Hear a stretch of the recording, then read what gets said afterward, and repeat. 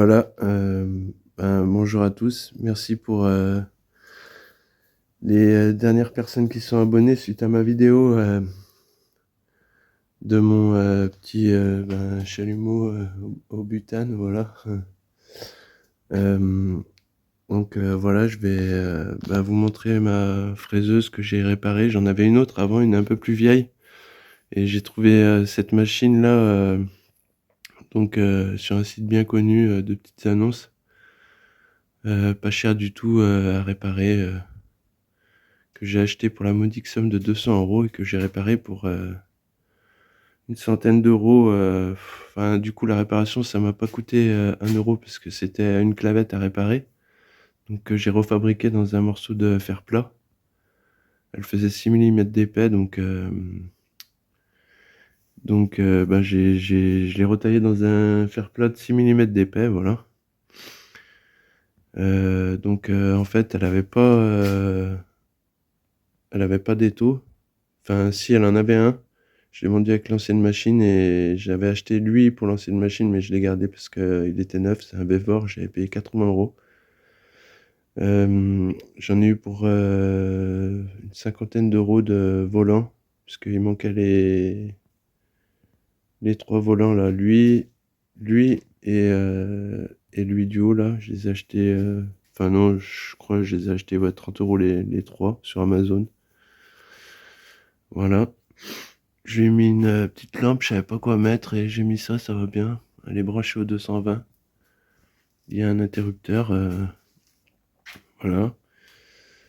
Je lui ai mis le moteur pour l'axe X là. Voilà. Pas un interrupteur, un moteur pour l'avance automatique. Et voilà, ça fait une bonne petite machine, hein. Je vais la démarrer.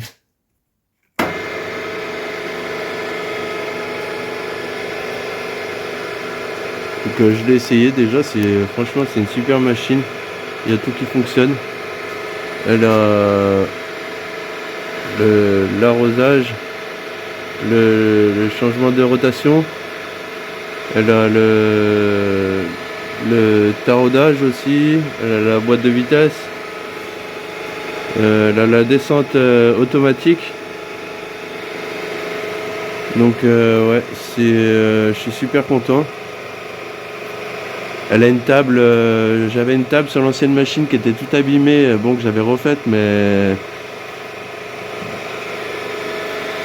donc elle a une table... mon ancienne machine avait une table de 720 et elle a une table de 1000. Donc, et puis qui est en bon état. En fait, cette machine, elle a très peu servi. Elle était dans une usine. Je pense qu'en fait, ils ont voulu inverser le sens de rotation. Je pense, à mon avis, ce qui s'est passé, sans couper la machine, et ça a cassé à l'intérieur.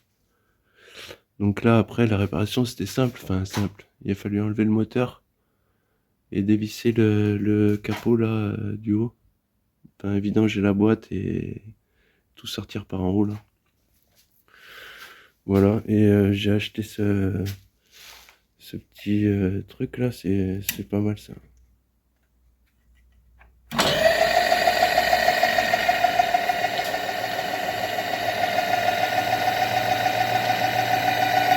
Je vais inverser le sens.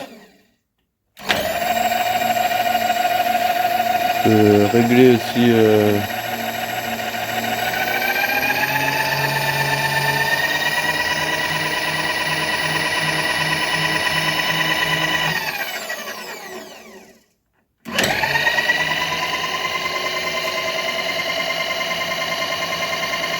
donc ça c'est super bien, franchement. Et ça c'est pour l'avance rapide. Voilà.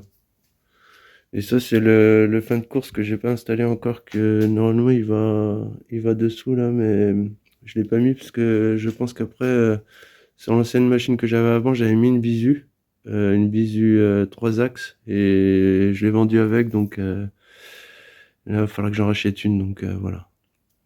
Et ben, ça va être la dernière modif. Je vais mettre une visu. Donc ce qui est bien sur cette fraiseuse, c'est que mon ancienne avait une colonne ronde. En fait, mon ancienne, c'était une Promac FX382C, que j'ai en vidéo d'ailleurs sur ma chaîne. Et là, vous voyez, c'est une, euh, une colonne prismatique. Voilà, donc elle peut pas tourner. Elle restera toujours forcément, euh, la tête restera toujours perpendiculaire à la table. Voilà, c'est ça. Et ce qui est bien aussi, c'est que je peux orienter la tête pour faire des angles. Voilà. Donc franchement, c'est une super machine. Je suis super content et voilà. Et ben, merci d'avoir regardé la vidéo et il va falloir que je range là, j'ai beaucoup de bazar. Voilà. À bientôt. Abonnez-vous et un petit like, ça fait plaisir et partagez. À plus tard.